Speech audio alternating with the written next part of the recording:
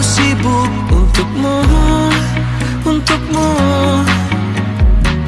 Sedangkan kau selalu ada untukku, untukku.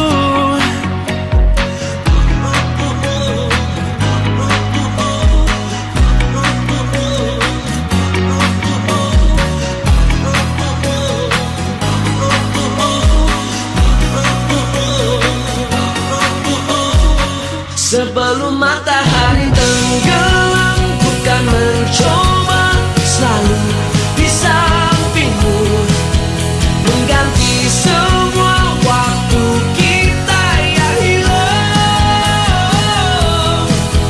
Tak mau ku sesali sebelum ku terlambat. Sekarang ku berjanji selalu menjagamu,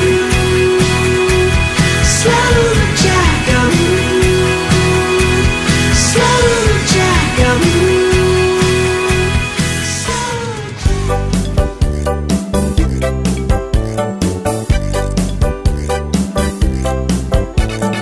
FM 91,2 Radio Kota Batik.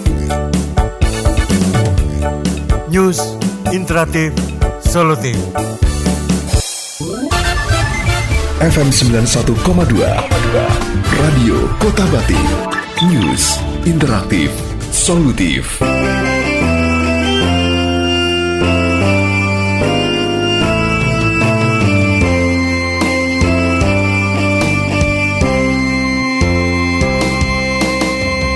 Kata Mutiara karya Ali bin Abu Thalib, sahabat Nabi Muhammad Sallallahu Alaihi Wasallam.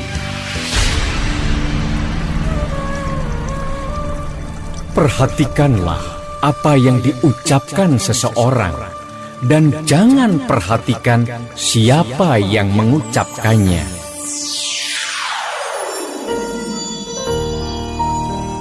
Insan edukasi, kita diajak untuk menghargai isi ucapan atau gagasan seseorang daripada kedudukan orang itu. Sekalipun ia orang sederhana, tetapi jika yang diucapkan baik dan benar, lebih berharga dari orang terhormat yang bicara tidak benar.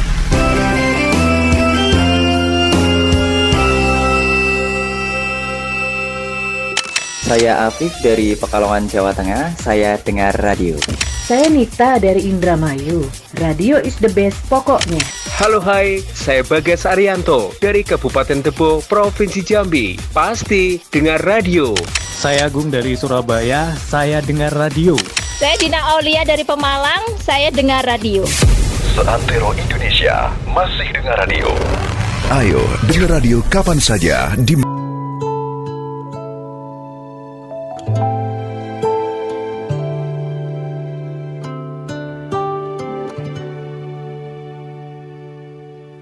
namamu yang selalu aku langitkan,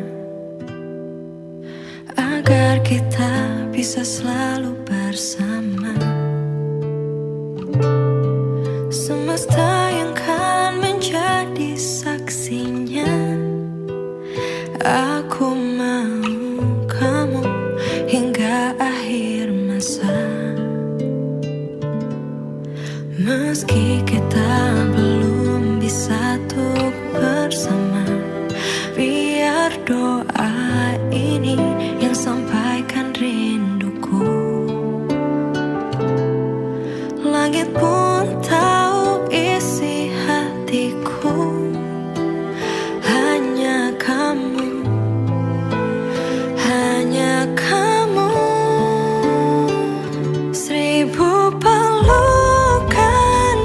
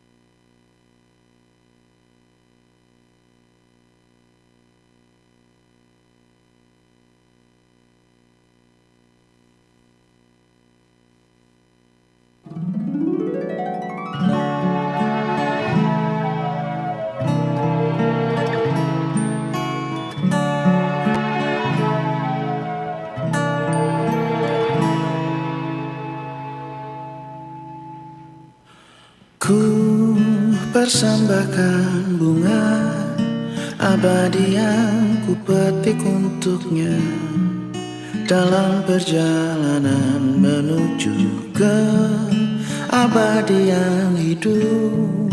Hidup tiada duka, hidup tiada lara.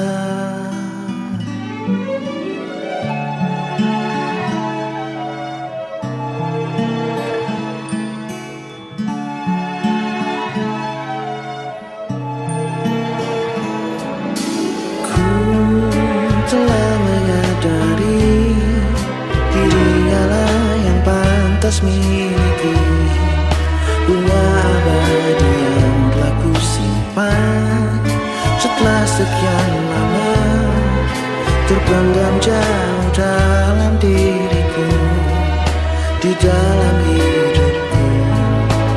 Oh, apalah arti dari semua yang tercipta tanpa kehadirannya di sini.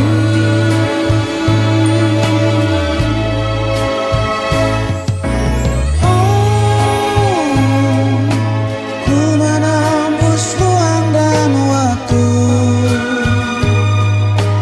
terjalin gelap tawa sedih dan merayu, bersanding bersama dirinya.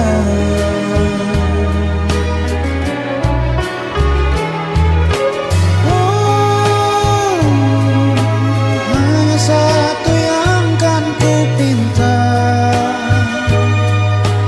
menjaga bunga abadi yang telah ku beri di dalam perjalanan hidupnya.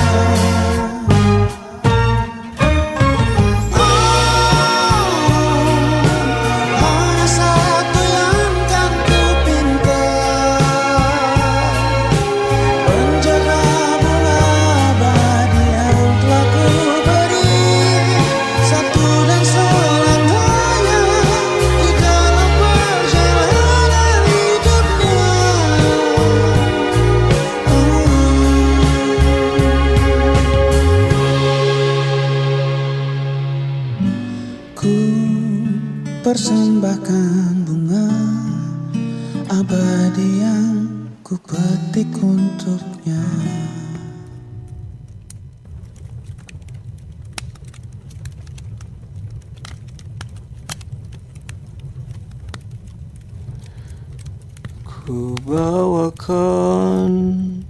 Ku bawakan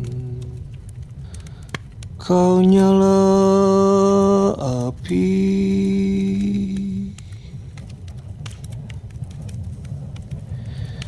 tiuplah mati kembali.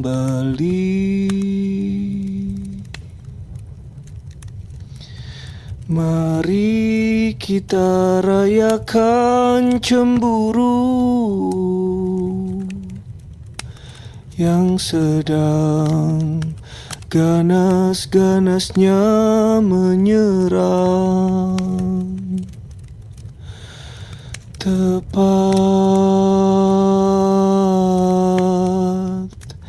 di ulu hatimu.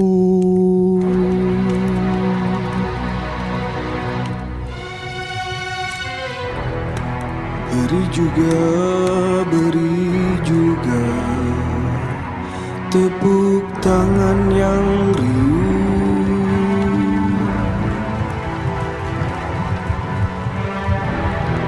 untuk dia yang memilih menjauh,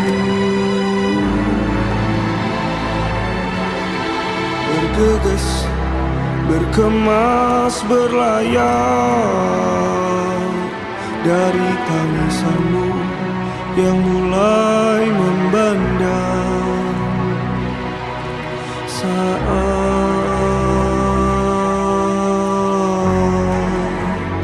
kau sedang sayang-sayangnya di bawah bulan yang bulat sempurna. Kau mintaku bersaksi,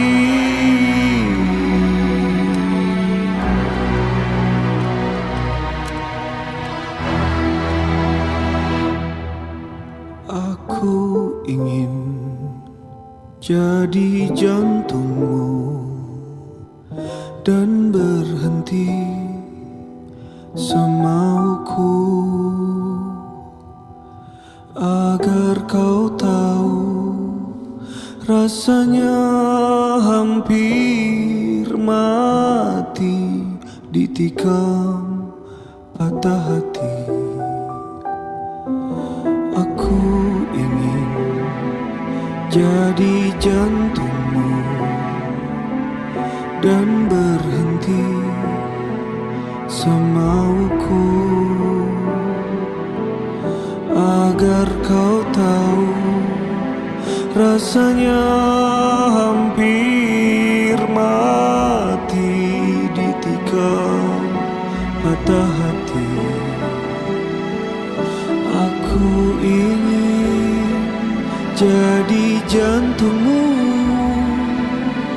dan berhenti semauku,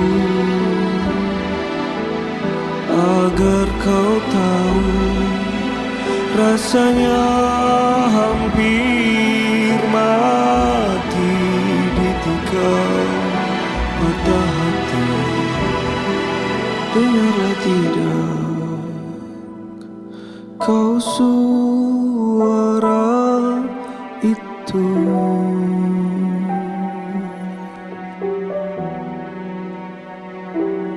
dengarlah tidak kau suara itu.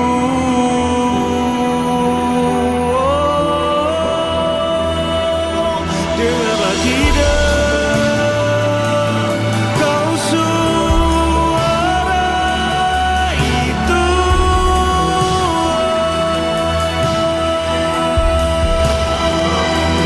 Dengarlah tidak kau suara itu.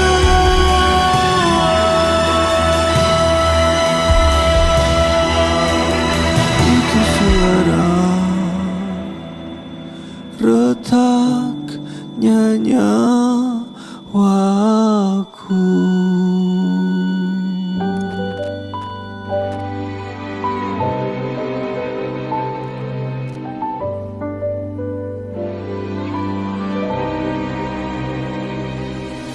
Bertahun-tahun aku bersamamu,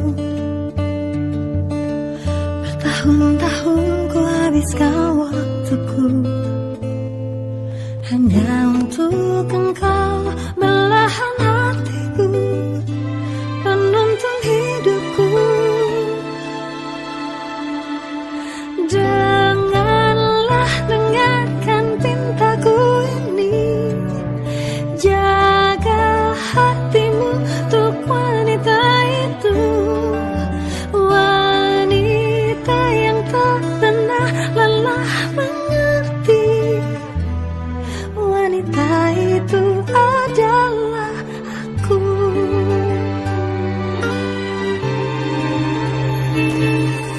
Ku harap engkau tak akan bosan melihat wajahku setiap hari.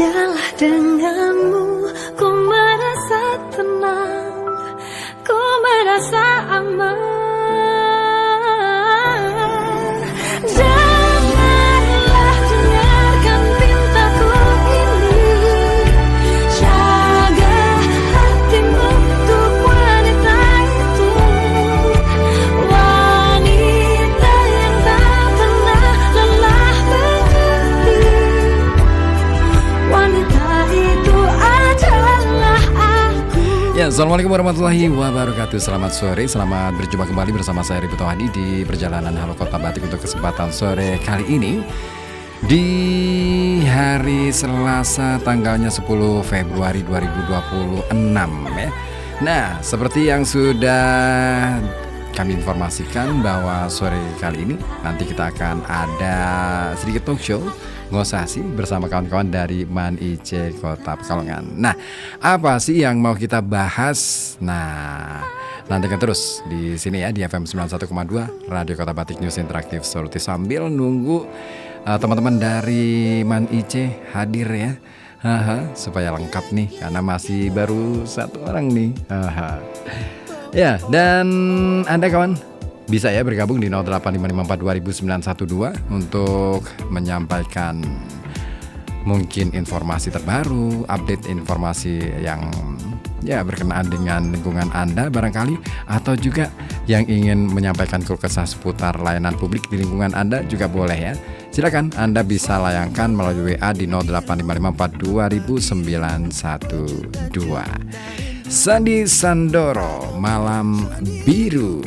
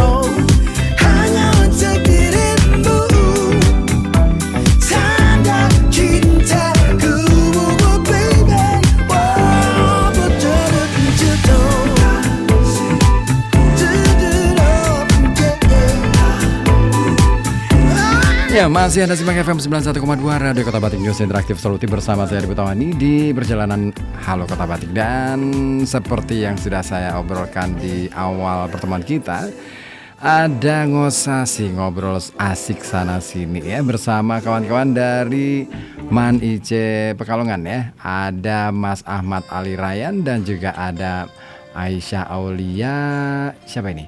Haju. Nah, kita sapa saja langsung ya yang sudah hadir di studio. Halo, assalamualaikum. Waalaikumsalam. Gimana kabar? Sehat? Alhamdulillah sehat Pak. Sehat tentunya, baik. Oke, nah kita mau ngobrol soal apa nih? Ayo. Kayaknya kita bakal ngomongin tentang lingkungan deh Pak. Lingkungan, ada apa dengan lingkungan? Well, tentunya kan lingkungan itu adalah sebuah komponen yang sangat esensial lah di kehidupan kita. Masa kita selama misal kita di rumah, di lingkungan itu kan bisa lingkungan sekolah, lingkungan rumah. Oh gitu ya. Iya. Terus masalahnya di mana? Kok akhirnya kemudian tiba-tiba aja nih Man Ice tiba-tiba ngobrolin soal lingkungan? Nah, jadi tentunya perlu kita perhatikan bersama dan tentunya para pendengar radio ini juga tentu tahu bahwa lingkungan kita itu saat ini sedang mengalami sebuah banyak sekali disrupsi, banyak sekali krisis. Mungkin apa tuh Li? Kalau krisis lingkungan tuh gimana? Kalau yang deket-deket nih ya di Manice itu di jalan-jalannya udah banyak sampah. Oh iya ya. Iya. Terus Kalau juga- lewat sana bener ya. Betul, Wah, luar pas on the biasa. way ke sini juga sayangnya masih banyak sampah-sampah yang berserakan di pedestrian sih Oh, Pak. itu pula yang akhirnya jadi concern kalian gitu ya. Betul. Itu sampah mau diapain? Mungkin aku di sini selaku salah satu pembentuk dari organisasi. Nah, organisasi kami ini di Manicen Cendekia Pekalongan bernama Atma Bawana. Nah, organisasi ini muncul dari inisiatif dan concern atau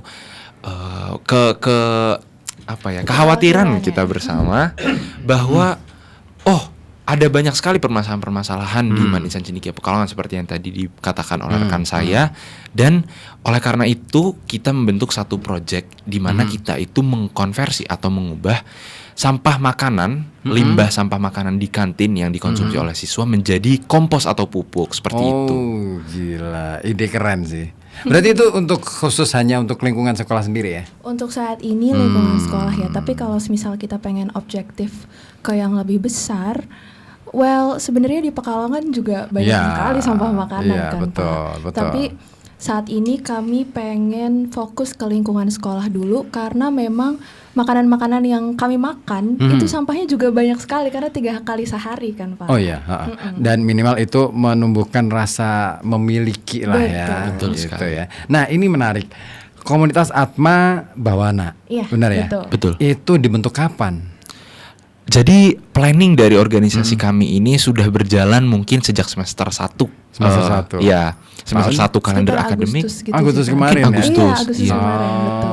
Setelah kami merekrut dengan personal gitu ya, dengan 4 mata, kami membentuk sebuah sketsa dari proyek kami beserta dengan susunan anggota.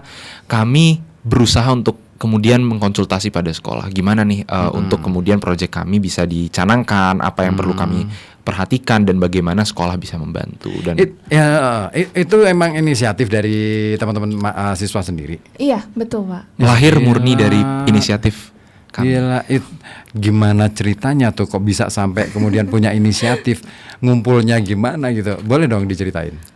Oke, jadi sebenarnya awalnya itu inisiatifnya mungkin udah ada sendiri-sendiri, tapi memang aku yang pertama kali reach out Ali Ryan. Jadi aku ngeliat sebelum itu di tahun lalu aku tuh ikut semacam program AFS gitu, dan kebetulan teman-teman aku yang di sana itu juga udah bikin project-project di lingkungannya masing-masing di luar Jawa. Terus aku kepikiran, kenapa aku nggak coba bikin aja ya? Kenapa bukan aku yang jadi katalisnya? Jadi akhirnya aku berusaha reach out ke Ali Ryan yang juga alumni AFS dan jadilah. ASF apaan sih? AFS merupakan singkatan dari American Field Service dan organisasi ini merupakan organisasi non-government, jadi tidak terikat dengan pemerintah, juga bukan non-profit, dengan misi utama untuk bisa menyatukan dan menjadi sebuah agen di mana para partisipannya dan orang-orang yang terkait dengan organisasi itu menjadi global citizen. Global citizen atau warga negara yang global. Warga negara dengan perspektif, dapat melihat multi perspektif, juga dapat lebih aware dan dapat menjadi inovator-inovator gitu. di lingkungan lokal mereka. Itu kalian ikut itu ada seleksi gitu? Iya, macam ada seleksi gitu ya? seleksi. Ada seleksi, betul. Berapa lama untuk bisa gabung di situ di ASF itu? ASF ya benar ya? AFS. Iya. Baik, jadi untuk ini semacam klarifikasi, memang kami di bawah organisasi yang sama, namun program yang kami ikuti cukup berbeda. Saya sendiri ikut dalam sebuah exchange program atau pertukaran pelajar, di mana saya menjadi pelajar exchange ke Finland saat itu selama 9 bulan ke negara Finlandia.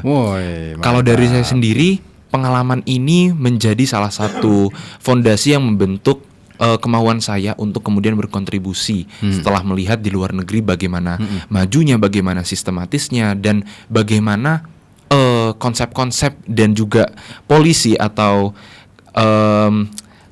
undang-undang yang ada di sana, praktek-praktek yang ada di sana bisa kita adaptasi sesuai dengan konteks sosial di sini.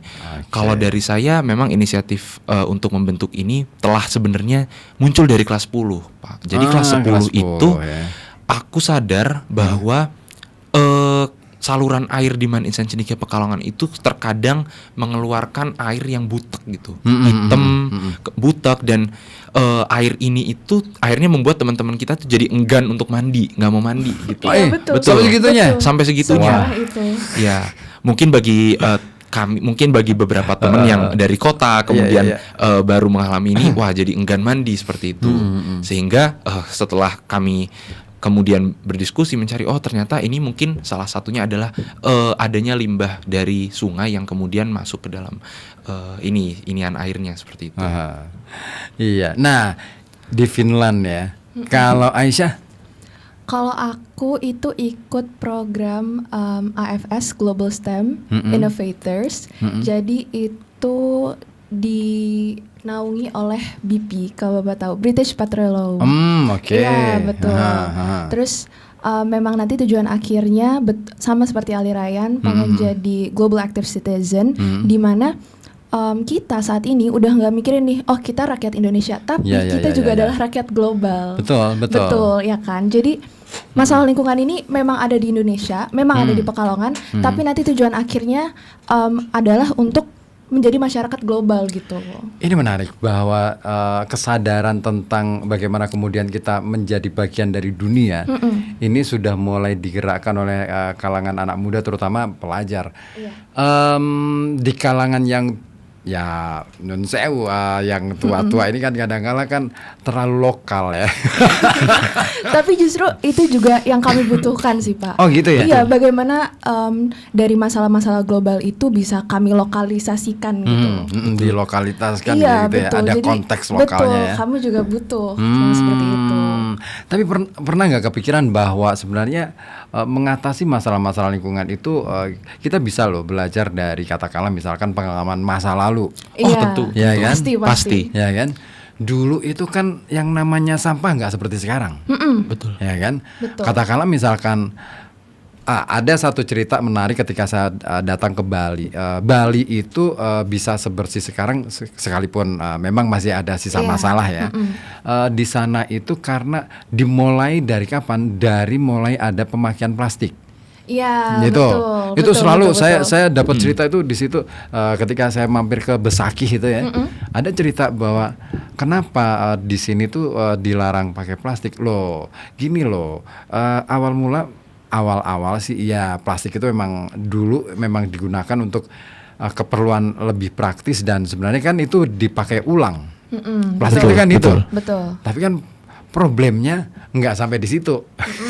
Iya, betul. Iya kan? Tidak akan menghilang begitu saja plastik yang digunakan. Iya, karena ternyata plastik ini saking praktisnya dibuang aja begitu, terus kemudian ya sorry to say bahwa industri pun juga menyokong itu, mensuplai gitu kan, mensuplai bahwa selalu diproduksi plastik yang baru dan terus akhirnya itu yang menjadi problem ketika masyarakat di sana ketika misalkan ada upacara selalu pakai plastik, padahal dulu nggak pakai itu gitu, ya kan? Betul.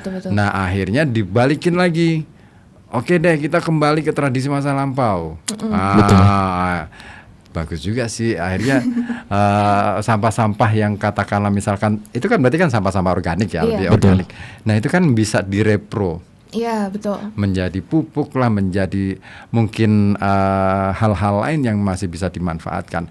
Nah, ketika problemnya ketika kita ngomongin soal lingkungan, terutama sampah, ini kan sebenarnya ketika kita berhadapan dengan sampah anorganik yang tidak terkelola. Iya. Betul. Ya kan, yang bercampur dengan organik. Betul, betul sekali.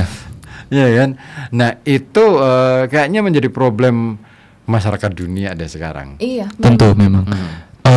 Sekadar mungkin informasi juga. Saya baru baca berita beberapa hari lalu. Pemerintah kita baru saja mengannounce atau mengumumkan bahwa kita sedang mengalami krisis sampah nasional. Udah nasional, Pak. Jadi udah nasional gitu ya. Dan mungkin seringkali yang kita perhatikan ya selama bergulat di kancah environment ini atau lingkungan, bahwa kerap kali orang awam itu sangat fokus pada plastik.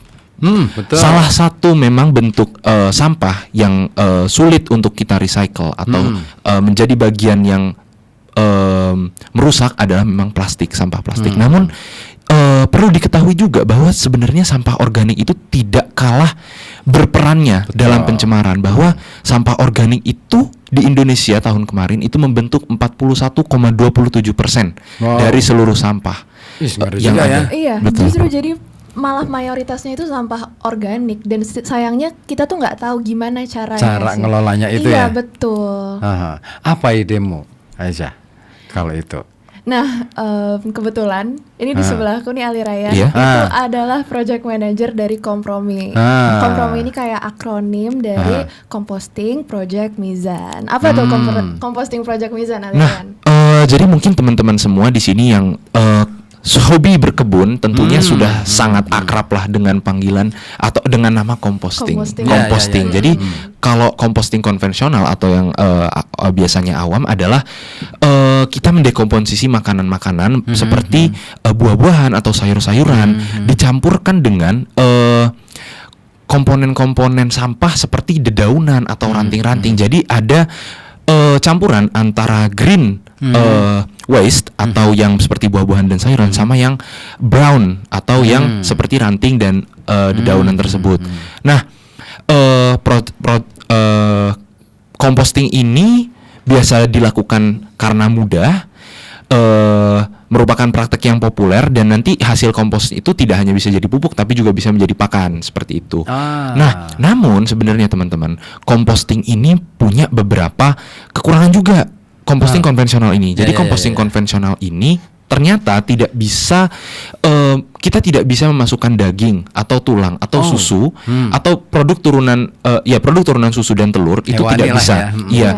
Berdasarkan data dari FAO itu bisa menimbulkan penyakit jika kita mendekomposisi itu, karena dalam proses dekomposisinya bisa melepaskan bakteri yang berbahaya di lingkungan seperti itu, dan juga karena tempatnya terekspos dengan udara itu juga bisa menyebarkan bau yang tidak enak ya seperti itu. Sehingga composting kami itu adalah composting fermentasi.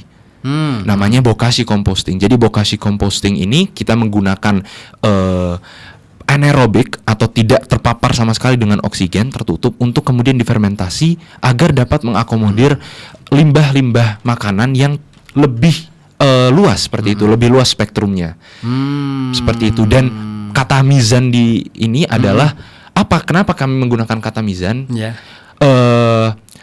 Berkaca pada identitas kami sebagai siswa madrasah, kami punya posisi sebagai aktor juga dalam pengembangan yang bisa dibilang eko jihad atau eko teologi. Wis mantap. Nah, jadi gitu ya. Jadi kita sebagai anak madrasah kita adalah motor atau kita adalah pilot untuk bisa menegakkan bendera-bendera ekoteologi ini seperti itu. Jadi kita bagaimana caranya kita bisa mengajak orang-orang itu untuk membuang sampah pada tempatnya, mengolah sampah mereka, mengurangi sampah mereka, itu dengan sebenarnya seperti yang tadi dibilang melihat dari yang sudah ada. Sebenarnya kita melihat dari dalil-dalil di Al-Quran atau di hadis untuk Muslim seperti itu. Ekoteologi ini tidak hanya terbatas pada Islam, tapi juga agama-agama lain. Kristen, Buddha, Hindu itu konsep-konsep yang ada itu punya kemiripan. Seperti di yang saya tahu di Buddha itu ada Sabe Suki, artinya bahwa semua makhluk hidup itu berbahagia. Saya cukup lupa ya gitu. Ya itu doa. Iya, artinya adalah bahwa mizan di Islam dan juga dengan konsep yang ada di Buddha ini sama-sama mengajak kita untuk menyeimbangkan alam. Seperti itu. Jadi itulah esensi dari proyek kami. Kami tidak hanya ingin mengubah sampah-sampah makanan tersebut hanya sebatas mengubah sampah makanan tersebut, tapi juga menumbuhkan budaya tersebut dengan strategi ekoteologi tadi seperti ini itu. Menarik sih. Aku jadi akhirnya kepikiran gini. Iya ya, selama ini kan kita ngejar banget ya, yang namanya manusia itu egois loh. Betul. Iya, betul. Egois banget loh. Mereka berbicara tentang kesejahteraan secara personal untuk dirinya sendiri, tapi jarang berbicara tentang kesejahteraan untuk alam. Padahal yang namanya alam butuh disejahterakan supaya semua berbahagia. Maka tadi kalau sudah nyinggung doanya agama Buddha itu keren banget tuh, Sabe Sata Bhavantu Sukitata gitu ya. Iya, betul. Betul sekali. Ada contekan. Aku sering banget terinspirasi juga dengan kalimat ini. Pendek tapi sebenarnya dalam maknanya, karena sebenarnya di dalam semua ajaran agama itu selalu mengajarkan bahwa sederhana tapi jauh lebih mendalam maknanya. Nah, makanya ekoteologi ini keren banget kalau ini diajarkan. Nah, Aisyah sendiri, kalau Aisyah di sini apa ini posisinya? Kalau posisi aku sendiri ini sebagai founder dari Atma Bawana. Jadi tapi kalau untuk kompromi sendiri, komprominya. Iya, kompromi. Aku tuh semacam jadi kayak overseeing aja sih, kayak ini programnya berjalan seperti apa. Jadi lebih ke operasionalnya gitu. Oke. Oh, ini berarti emang sudah terprogram ya? Iya. Betul, tentu. Sudah terprogram. Sudah terprogram. Oke. Ada berapa banyak yang dilibatkan dalam program ini? Sekitar 40 orang. 40 murid.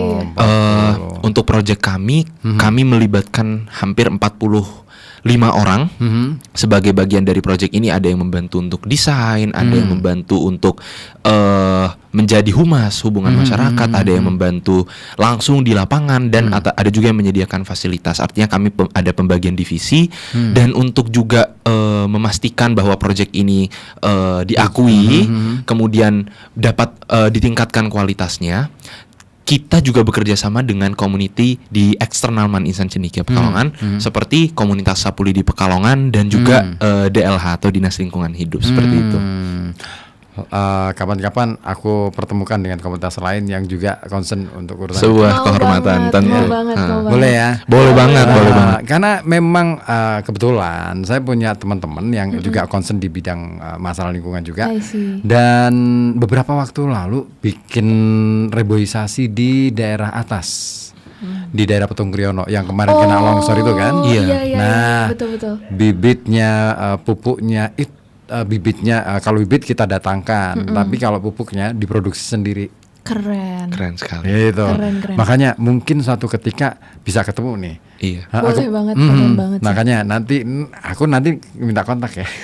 Siap. Pasti. Nah, ini menarik ya. Kalau generasi Gen Z kayaknya memang sangat peduli masalah lingkungan deh kayaknya sekarang ini. Iya sih. Semakin banyak yang dengan arus informasi yang deras, globalisasi, tentunya diskursus terkait dengan lingkungan yang mungkin masih dulu bersifat lokal menjadi lebih besar saat ini, menjadi lebih luas. Misal kita berbicara global warming, kemudian adanya waste crisis. Jadi diskursus itu kemudian semakin interdisipliner dan semakin kompleks. Benar. Ini nggak tahu ya. Entah karena tahunnya memang ya kan secara apa ya istilahnya secara era kita dihadapkan dengan masalah lingkungan yang kemarin belum selesai, belum tuntas, tiba-tiba didatangkanlah bencana gitu kan. Iya, betul. Dan ini kan harusnya menjadi semacam trigger untuk orang. Oh iya ya, kita harus sadar nih kembali ke masalah lingkungan, ke masalah lingkungan. Betul. Bahwa lingkungan ini menjadi problem yang sangat pelik. Tapi kalau di lingkungan sekolah Man IC lah ya, di Man IC saya kira untuk mengelola masalah lingkungan, terutama teman-teman di internal Man IC, masih mungkin bisa dilakukan. Tentu. Betul, ya kan? betul. Karena lingkungannya sangat bukan tertutup ya, istilahnya terlokalisir. Betul sekali. Ya kan, terlokalisir. Nah, oke, saya kira ini kan proyek untuk internal sekolah dulu. Betul. Tapi lain waktu mungkin untuk untuk pengembangan boleh tuh dicoba untuk bikin riset dulu deh. Betul. Di lingkungan kota, di pinggiran-pinggiran Pekalongan kota terutama sudah terlalu padat.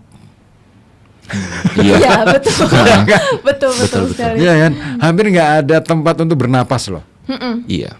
Ya kan, angin pun itu, aduh ya ampun. Angin panas ya Pak. Anginnya kemana ya angin? Kadang-kala saya jadi ingat lagunya Cak Nun yang diciptakan oleh Umbu Landu Paranggi. Ketika itu menyindir tentang bagaimana kemudian lingkungan Jakarta yang luar biasa sudah ringsek banget gitu ya. Iya kan, dinyanyi dengan judul Kemana Angin Jakarta gitu. Itu keren banget. Kok bisa ya kepikiran itu? Jangan-jangan sekarang problematikanya lari ke daerah-daerah sudah. Tentu. Pasti ya kan? sih, pasti. Iya, top down sih ini. Iya kan. Nah, karena pusat ini kan menjadi pusat perhatian juga. Semua ingin meniru ke sana. Iya. Lupa bahwa kita ini orang daerah sebenarnya harus bangga loh dengan daerah kita yang dulu asri, yang dulu seger banget gitu kan. Iya. Ini masih masalah sampah. Betul. Belum masalah yang lain. Tentu. Belum rob, belum apa lagi? Banyak sih tentunya. Udah kan banyak banget sih. Salah satu penyumbang itu dia. Salah satu penyumbang global warming. Global warming ya. Ini kan polusi. Betul tentunya. Berapa jumlah kendaraan deh sekarang setiap pagi lewat di jalan kita. Udah gak kehitung sih. Iya kan? Dan ini juga Pak, emisi yang selain kendaraan, selain dengan coal power plant atau pembangkit listrik dari batu bara, ternyata makanan tadi, food waste tadi, itu juga menghasilkan emisi Pak. Oh gitu. Menghasilkan emisi. Ini menarik nih. Ini menarik. Aku baru tahu. Itu gimana cerita? Jadi food waste itu menghasilkan namanya metana, gas metana, dan gas metana itu adalah gas rumah kaca. Di mana gas rumah kaca ini tentunya adalah gas di mana mereka itu memerangkap panas yang seharusnya ketika sinar matahari itu memasuki bumi, beberapa persen dari cahaya atau radiasi yang masuk itu ada yang dipantulkan kembali ke angkasa, ada yang menetap masuk ke dalam atmosfer kemudian dia menetap di situ, ada yang memantul ke atmosfer kemudian kembali lagi. Nah, global warming itu sebenarnya adalah peristiwa di mana bumi memanas karena gas dalam atmosfer kita, gas-gas itu memerangkap cahaya atau radiasi yang seharusnya tidak diperangkap sebanyak itu, gitu. Salah satunya adalah metana, dan metana ini adalah gas rumah kaca yang sangat kuat. Jauh lebih kuat dari gas rumah kaca seperti karbon dioksida. Itu yang bisa memproduksi metana, potensi bikin gas metana, jenis makanan yang apa yang diproduksi? Hampir semua makanan. Jadi ketika berbicara mungkin buah food juga waste, ya. Buah Iya, juga. buah juga. Jadi tentunya makanan ini tidak hanya dihasilkan sampahnya dari setelah makan, tapi dari seluruh rantai suplai makanan ada limbah yang dihasilkan, dan ini semua mengakumulasi itu porsinya sangat besar pada sumbangan gas rumah kaca tadi, seperti itu. Kompleks ya. Iya, kompleks banget. Aku baru nyadari nih. Berarti kalau begitu ada benarnya juga orang Jepang makan mentah ya. Iya. betul. Tapi betul. Kan?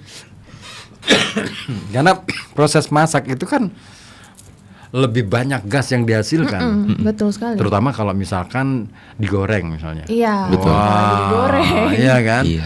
Direbus saja sudah uap air sudah dapat banget. Belum lagi gasnya. Iya ya. Saya kadang-kadang mikir ketika katakanlah cuman ngerebus bawang putih aja deh, udah deh gasnya Betul. Iya kan? Gitu. Semakin ini makanannya semakin terolah, tentunya kan semakin banyak proses yang terjadi, dan ada energi yang digunakan itu kan tidak bisa hancur atau hilang tiba-tiba, tapi terdisipasi ke lingkungan gitu, dissipate. Oke, ini kayaknya seru banget sih. Kapan nih ada sesi tersendiri untuk kita ngobrol lebih panjang sih? Gimana?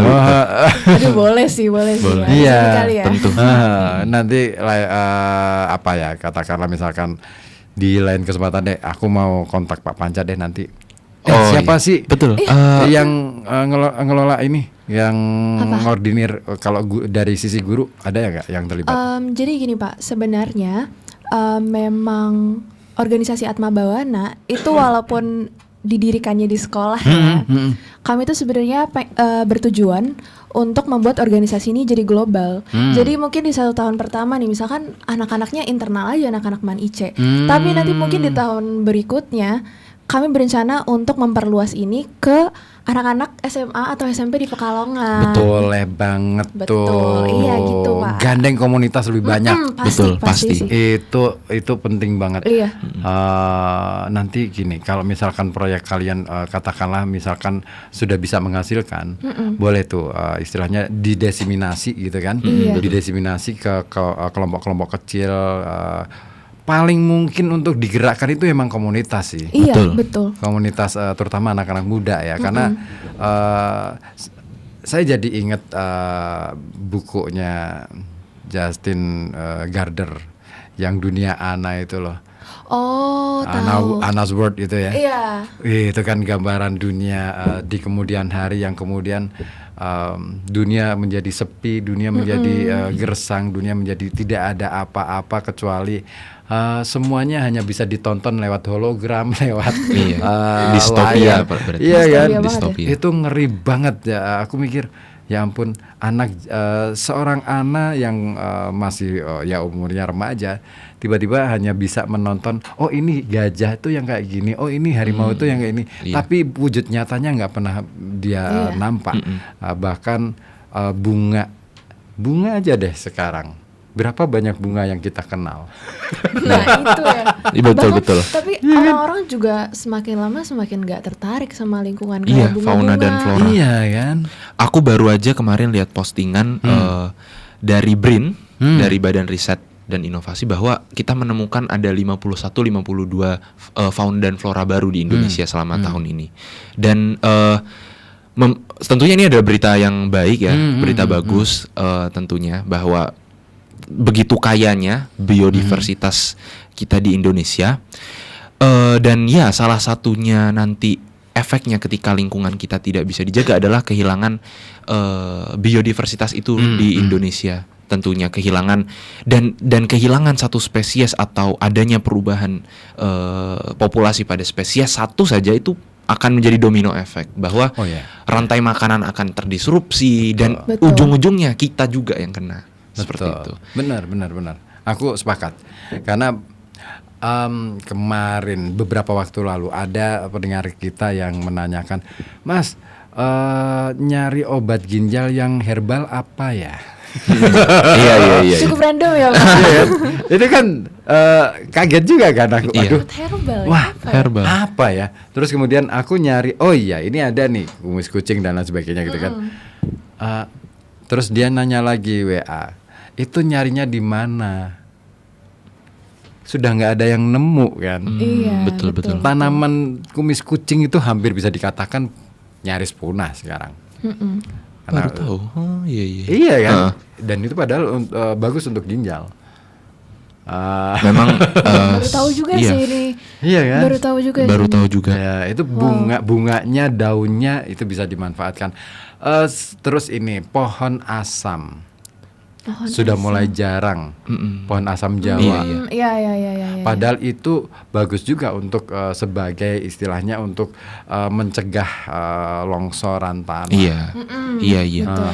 Betul Pak. Dan kehilangan hutan atau kehilangan adanya lanskap yang natural dan seharusnya menjaga fondasi ini, misal di repurpose diubah lahannya menjadi sawit atau menjadi apapun itu, kita akan kehilangan akan kehilangan tentunya sebuah sinergi di komponen-komponen lingkungan di dalam situ gitu. Benar sih. Ya itu dia ternyata banyak banget ya. Padahal yang kalian lakukan ini kan sebenarnya proyek sederhana, mengelola sampah. Tapi ketika kita balik lagi masalah lingkungan, ternyata nggak sebatas itu. Betul. Banyak sekali. Terlalu banyak barangkali ya, terlalu banyak yang kita lewatkan. Betul. Makanya, saya ada ide. Teman-teman mungkin perlu membagi tim kerja. Oh ini yang ngurusin sampah, oh ini yang ngurusin ini, ya ini yang ngurusin botani, atau misalkan ada juga yang ngurusin berapa sih jenis binatang yang ada di Pekalongan misalnya. Itu penting loh. Di Pekalongan tuh ada juga loh. Apa tuh? Apa namanya? Hewan endemik di Pekalongan. Ada owa Jawa. Ada owa Jawa. Wah. Dan itu di hutan di Pekalongan. Owa Jawa. Owa Jawa. Owa Jawa. Owa Jawa. Oh, owa. Iya. Itu satu-satunya yang tersisa tuh di Petung. Di Petung, iya betul. Baru tahu nih saya nih. Dulu lutung itu banyak. Iya. Di daerah Linggo tuh banyak. Iya kan? Sekarang udah. Terus apa lagi ya? Saya 2 tahun di Pekalongan agak ketinggalan. Ali, aslinya mana? Saya Jakarta. Juga Jakarta. Sama Jakarta juga. Oh ya, kalau pengen lihat binatang ke Ragunan ya. Iya. Atau ke Pulau Seribu lah mungkin ngelihat yang lebih. Padahal itu penting banget loh, pengetahuan semacam itu. Bahkan diakui atau tidak, beberapa waktu lalu juga tertangkap kamera pantau ya di hutan-hutan yang ada di Petung Riono dan juga beberapa tempat di kawasan atas Pekalongan ini. Masih ada loh harimau Jawa. Oh, aku juga udah lihat, ya kan? Aku lihat. Aku belum dapet juga nih, aku ketinggalan. Iya betul. Sempat dikategorikan sudah punah ya, dan sampai sepengetahuan saya masih punah gitu ya. Tapi kalau kemudian ada sightings atau penampakan itu, ya sebuah kabar baik lah artinya. Betul. Iya. Kalau saya pergi ke desa-desa ya, saya sering banget ya, dulu itu sering banget keliling desa-desa di daerah pelosok gitu, dengar cerita mereka tentang binatang buas dan lain sebagainya. Seru banget. Itu terakhir cerita tentang kijang yang masuk ke desa kampung itu tahun 90-an. Dan sejak itu sudah nggak ada. Itu kan prihatin ya. Kita harus prihatin loh ketika kok kayak gini ya. Deforestasi juga luar biasa liar di kita ya. Hampir satu-satunya hutan purba yang dimiliki oleh Jawa Tengah ya, salah satunya di Petung itu. Di Pekalongan. Kapan-kapan deh main ke sana. Wah, Pak, pasti studi lapangan nih, Pak. Pas banget ini, Pak. Jadi ngomongin tim-tim yang tadi Bapak bilang, kita agak back at it again ya. Jadi sebenarnya sistem dari organisasi Atma Bawana itu per project. Jadi relawan-relawan yang ada di kompromi tadi itu tuh sebenarnya semacam magang. Jadi mereka itu hanya akan kerja di masa-masa kompromi berjalan. Saya kasih tahu ya, di daerah Petung Riono itu masih banyak tanaman yang ataupun pohon yang belum punya nama. Berarti belum diklasifikasikan ya? Betul. Itu bisa menjadi proyek kalian tuh. Nah, iya, makasih ya Pak. Betul, iya. Kayak kami nyari-nyari nih, nanti apalagi proyek-proyek yang bisa kami kembangkan. Iya, kami sangat visioner ya. Jadi kalau udah ini, apalagi yang bisa kita lakukan untuk menjaga lingkungan ini. Dan bagaimana caranya biar teman-teman anak-anak muda itu paham kalau misal lingkungan ini masalahnya bukan masalah perseorangan doang, tapi masalah kolektif. Betul. Iya. Ingat nggak pernah baca bukunya Charles Darwin, Terlepas dari Semua Kontroversi? Iya. The Origin of Species. Saya pikir bahwa keren juga ya Charles Darwin, seorang Charles Darwin yang seorang dari Britain gitu, terus kemudian datang ke semua tempat dan dia cuman mencatat loh. Kerjanya kan cuman mencatat tuh, mencatat. Oh ini tanaman ini kok kayak gini ciri-cirinya, oh ini, terus kayak dia kasih nama. Kita kehilangan keterampilan untuk itu. Betul. Jam pelajaran kita di sekolah habis di dalam kelas, nggak pernah istilahnya kasih kesempatan untuk mengamati apapun itu yang ada di sekitar. Iya. Perlu ada ya itu sih, apa ya, restrukturisasi bagaimana cara kita belajar yang langsung turun seperti itu. Tapi itu juga salah satu ide proyek kita selanjutnya. Rencananya itu kami pengen ke sekolah-sekolah, dan emang sebenarnya saat ini utamanya ke SD. Karena kenapa anak-anak SD? Padahal mereka tuh sebenarnya cuma masih kecil aja. Tapi yang aku percaya adalah ketika kamu masih anak SD, justru yang kecil-kecil itu yang paling terdampak. Betul. Mereka adalah sebenarnya adalah kaum marginal. Kaum marginal yang tidak sadar dimarginalkan. Betul. Karena mereka masih kecil dan mereka ini sebenarnya kan suka storytelling. Betul. Iya, orang Indonesia itu suka storytelling dibandingkan membaca. Betul. Iya. Jadi rencananya kami tuh pengen ke sekolah-sekolah SD, ikut ke pembelajaran mereka kalau ini loh kita storytelling, kalau misal di sini masih ada Owa Jawa loh, atau ternyata limbah batik di Pekalongan ini sangat-sangat concerning loh, tapi dengan dikemas dengan cara yang asik dan menyenangkan gitu sih, Pak. Pernah makan tauto di Pekalongan? Pernah. Mohon tauto. Oh iya pernah. Tauto. Itu yang daging apa?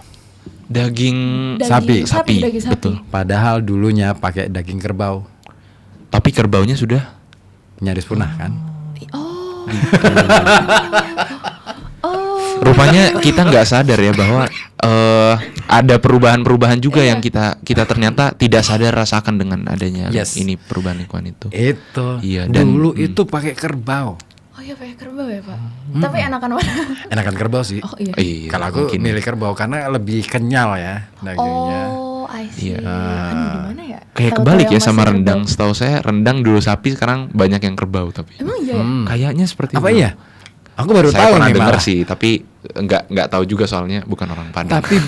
Tapi lain cerita sih ya kalau kita cerita tentang kerbau, lain cerita dengan orang-orang Toraja. Betul. Pasti mereka memang peternak kerbau memang luar biasa banyak. Di kita ini kan ternak kerbau itu ada cerita juga tuh soal kerbau di Pekalongan. Ada storytellingnya.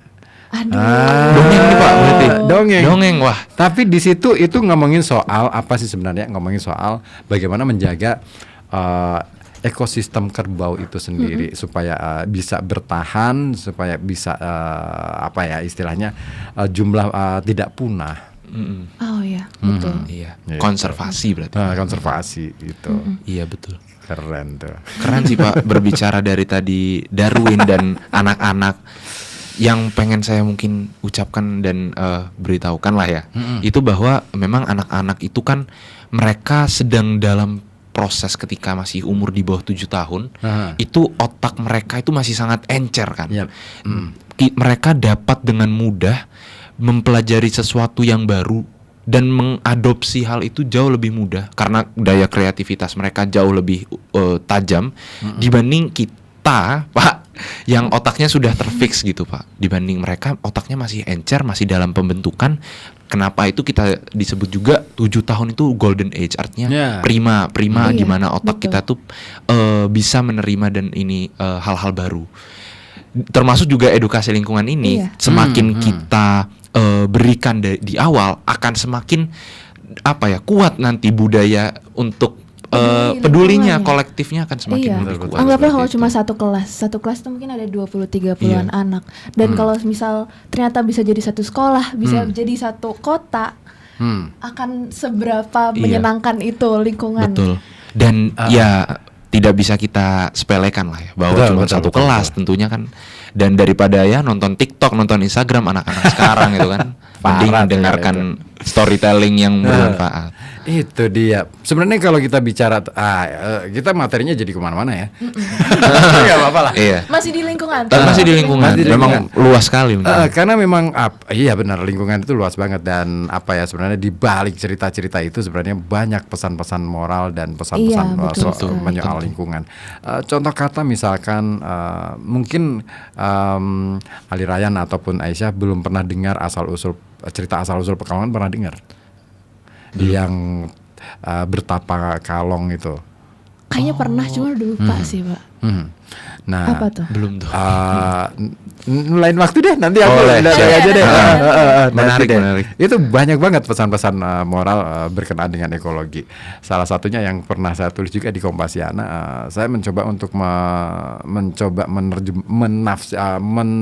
menginterpretasikan ya. Salah satu episode itu menceritakan tentang bagaimana kemudian Bau Rekso, tokoh utama dari asal-usul Pekalongan itu membendung sungai di Batang namanya Kali Sambong. Oke. Di situ ada cerita menarik bahwa ternyata untuk membendung Kali Sambong itu dia kesusahan karena harus berhadapan dengan yang namanya Ratu Siluman. Oke, siluman apa tuh? Ratu Siluman tuh? Siluman ular. Serius? Iya. Oh iya. Nah, tapi itu cerita kan dalam cerita. Iya, betul. Tapi ketika saya mencoba memahami, ini sebenarnya ngomong tentang bahwa di sungai itu punya potensi bencana besar yang mengakibatkan mereka kesulitan untuk membendung. Maka kemudian yang dilakukan oleh Joko Bau pada waktu itu atau Bau Rekso itu dia bertapa terus kemudian bertemu dengan siluman Ratu Ular itu tadi sampai akhirnya berdialoglah mereka terus biasalah ada peperangan di antara mereka berdua. Terus Ratu Siluman ini kalah terus tidak dibunuh.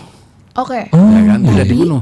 Tapi kemudian aku maafkan, tapi satu hal, kamu harus bantu aku. Ini sebenarnya kan ngomong soal bagaimana manusia berkomunikasi dengan alam. Betul. Tapi memang sedari dahulu kala ya nenek moyang kita itu juga justru sangat-sangat terkoneksi dengan alam. Makanya cerita-cerita yang ada sekarang, mungkin legenda-legenda itu mungkin sebenarnya adalah kiasan-kiasan kalau kita tuh harus cinta sama alam loh. Betul. Makanya kan nggak dibunuh. Iya. Selalu ada yang mengatakan kenapa sih budaya kita itu terlalu kompromi dengan makhluk-makhluk yang astral kayak itu. Enggak, itu kalau dalam istilah Jawa sanepan ya atau pasemon. Sanepan itu metafora. Oh ya, betul. Metafora. Itu metafora untuk menandai bahwa pengetahuan dulu itu memang tidak diajarkan secara langsung. Iya, betul sekali. Tapi kemudian digunakanlah metafora-metafora itu supaya orang itu terbuai imajinasinya, ya kan, dan kemudian meyakini bahwa apa yang dia lakukan itu adalah sesuatu yang baik dan benar. Oke, iya. Gitu. Itu kayak dasar-dasar pamali juga kan? Iya, benar banget. Iya. Makanya aku ini asik nih. Aku masih memburu cerita-cerita lagi untuk saya tulis dan saya interpretasikan dengan pendekatan ekologi. Seru juga sih. Seru ya? Iya. Ada nggak yang divisi soal itu? Nah itu belum ada. Tapi akan kami catat untuk proyek. Iya. Betul, karena itu adalah sebuah instrumen. Seperti sebagaimana tadi misal kami sebagai siswa madrasah gitu kan, instrumen kami agar budaya responsibel terhadap sampah itu bisa tumbuh adalah dengan dalil-dalil. Gimana juga bisa diterapkan misal sebagai warga Pekalongan, sebagai orang Jawa, itu instrumennya adalah misal dengan cerita-cerita legenda dulu gitu. Benar-benar. Iya, makanya aku kadang-kala berpikir bahwa cerita Tangkuban Perahu itu bukan masalah anak durhaka pada orang tua sih. Itu ngomongin soal peristiwa geologi. Iya, betul. Pembentukan ini ya, gunung gitu. Iya. Sangat-sangat menarik. Kemampuan manusia yang di peradaban lalu berusaha menjelaskan. Tentunya ya di peradaban itu, setiap peradaban kita punya namanya yang curiosity ini kan, rasa ingin tahu akan sesuatu yang kemudian kita manifestasikan dalam penjelasan-penjelasan tersebut. Oke deh, tapi kayaknya kita dibatasin waktu nih. Wah, sayang sekali. Sayang banget. Ini udah seru banget gitu ya. Ayo kapan kita bikin lagi yuk? Boleh. Tentu kami siap datang lah. Siap datang. Atau aku yang datang ke sana aja. Boleh juga, banget, boleh banget. Nanti aku mampir ke tempatnya Pak Panca atau Pak Sigit. Aku biasa nongkrong sama beliau. Kalau biasanya kalau pas lagi mau ada lomba. Iya, lomba gitu. Betul. Iya. Lomba. Aku yang biasanya jadi coach untuk pelatihan nulis. Oh iya. Oke. Ozon tuh Pak ya, berarti. Bukan yang untuk lomba penulisan cerita terutama. Iya berarti jurnalistik. Oh cerpen. Cerpen puisi itu saya yang ini. I see. Oh dekat sekali ternyata ya, sama-sama terhubung. Nanti temanya mungkin bisa dibuat tentang lingkungan tuh Pak. Cerpen lingkungan gitu. Kemarin itu siapa sih yang ikut itu, siapa sih aku lupa, anak-anak Pontianak ya. Oh Zaim. Betul ya. Zaim. Dia bercerita tentang lingkungan kan. Dia bercerita tentang bagaimana kemudian ada burung apa itu di Kalimantan yang akhirnya hampir punah itu, dan hanya ada satu-satunya gitu kan di sana, terus kemudian dipatungkan dan apa ya, itu ngenes banget sih ceritanya. Ngeri juga ya kalau ini yang terjadi gitu loh. Dan itu yang hari ini kita alami sekarang ini. Betul sekali. Baru banget itu loh, gajah. Ingat, tahu nggak? Gimana maaf? Gajah kepalanya itu udah iya. Terbelah, hilang. Kepalanya hilang. Terus juga belum lagi pesut mahakam, itu udah sisa puluhan doang. Jadi critically endangered. Baru Kalimantan, baru Sumatera, itu juga cuma sisa 2 doang loh Pak. 2 doang.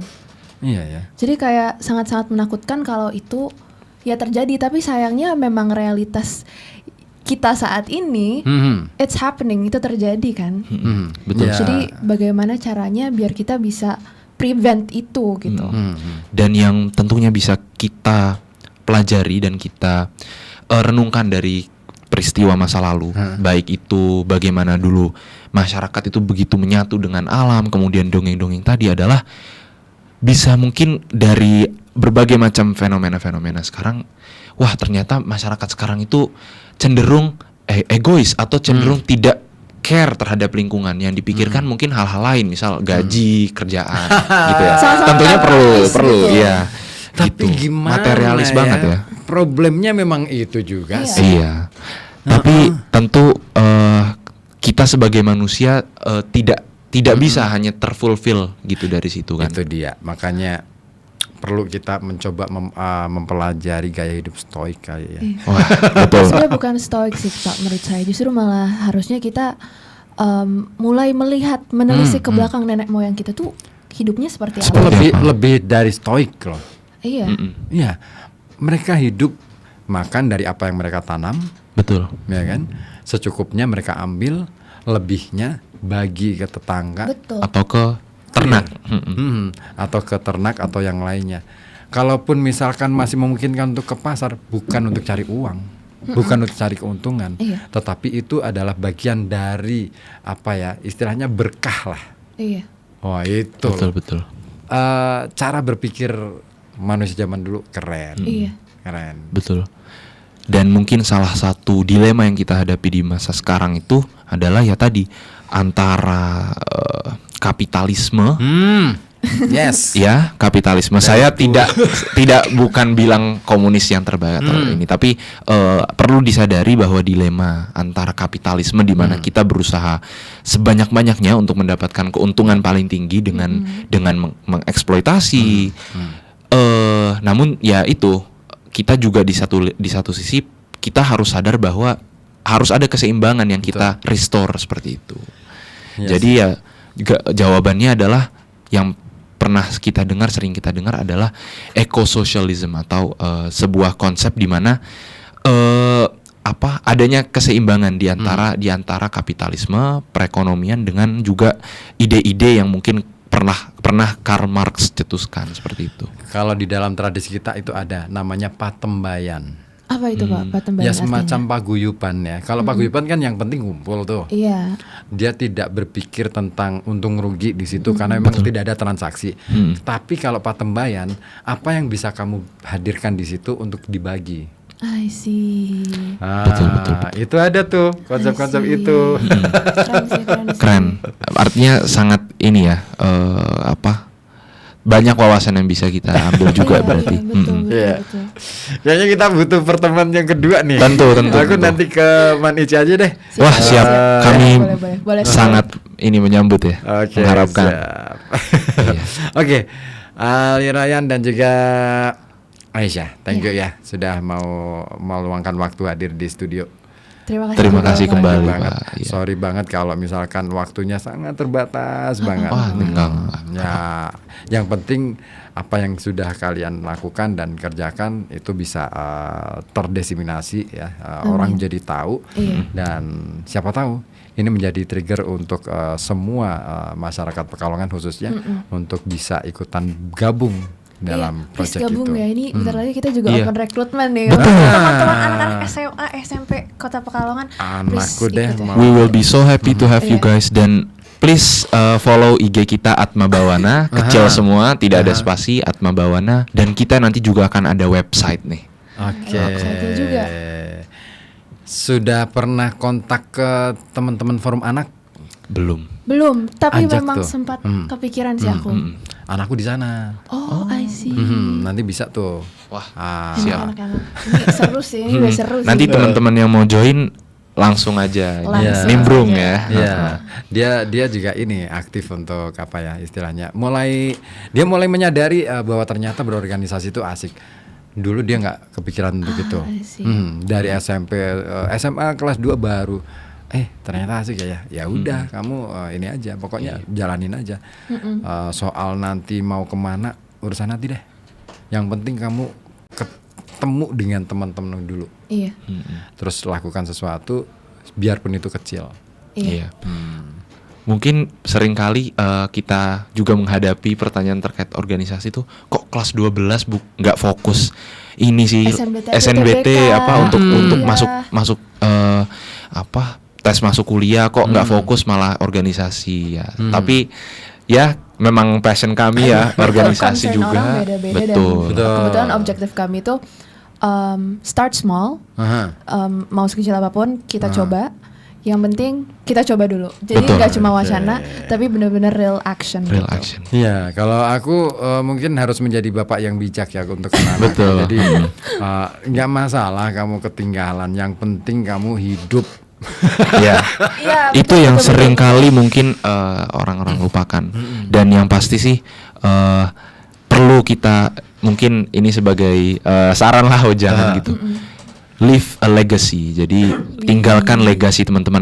Apapun bentuknya, tidak harus di organisasi, namun berikan sesuatu yang bisa teman-teman keluarkan. Apa yang menjadi strength-nya teman-teman, menjadi kelebihan teman-teman, ekspresikan itu kepada orang lain sih.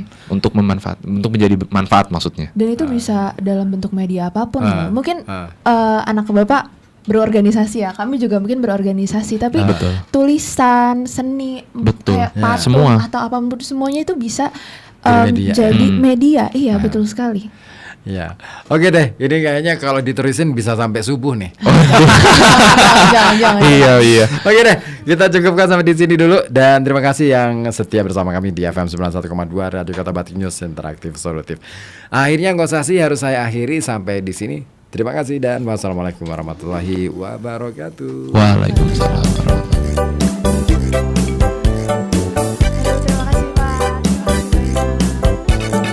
FM 91,2 Radio Kota Batik.